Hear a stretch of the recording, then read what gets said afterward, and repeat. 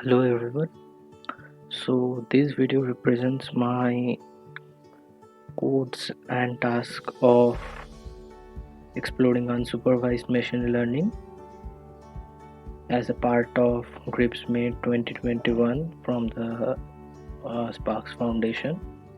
In this task, it is the task number 3 for us interns, and it is the task number 2 in the list of tasks for data science and business analytics internship. So in this task we have to predict, using unsupervised ML, the optimum number of clusters and represent it visually. So I have done this coding in the language of Python. We can do it in R and other languages also if possible.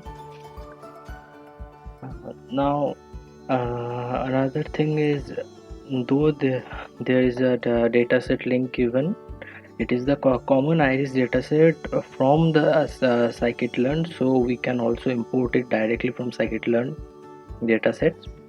I have done that. Now here we have imported the required libraries where the scikit-learn datasets are imported. From clusters the k-means is imported because we are using the k-means classifier, and for all the mathematical and scientific calculations we use Pandas and NumPy, so we import that. And for graph plotting, here is my MatPlotlib's pyplot. So let's get into the code. Now at first, in any task, what we have to do, we have to load the required data set and assign it to a data frame. So we have loaded the iris dataset directly from the scikit-learn datasets and assigned it to iris variable, and then created a data frame variable called df and used the pandas.data frame to assign it to the data frame. And now we are using df.head function, so we can see the first 5 rows of the dataset. Here we can see the first 5 rows of the dataset with all the features. Now we are using the info function for the brief information about the dataset, like the number of entries, columns, and what are the features, what are the data types, etc. If we, in any case, we need it. And for statistically summarizing the dataset, we are using the describe function. Basically it statistically summarizes all the data that has been given. Now we have to find the optimum number of clusters for k-mean classification.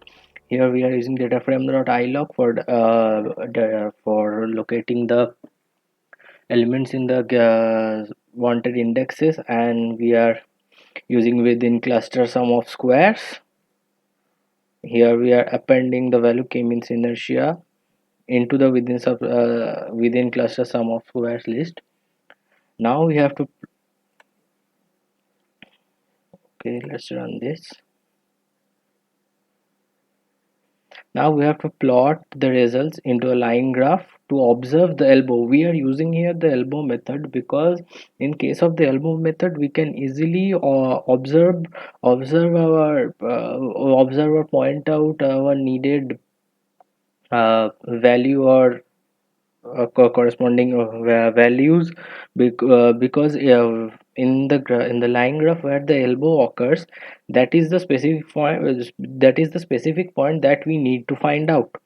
So here we are plotting it against the range, and within cluster sum of squares we are titling it as elbow method to be specific, and we are labeling the x as the number of clusters and y as the within cluster sum of squares. So let's see what the plot looks like. Here the plot, here is the elbow appearing.